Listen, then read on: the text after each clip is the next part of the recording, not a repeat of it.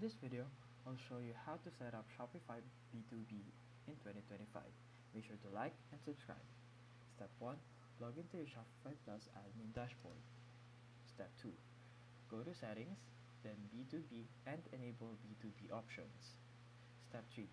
Create a new company profile for your B2B customers with details like name, location, and payment terms. Step 4. Assign customer accounts to that company profile. Step 5. Set price lists and catalogs specific to the company so they see wholesale rates. Step 6. Enable custom checkout options like purchase orders or net terms. Step 7. Save everything and your Shopify Plus store is now B2B ready. Now, you can send up B2B on Shopify Plus in just 1 minute. If this video helped you, feel free to like and subscribe for more videos. Thank you for watching.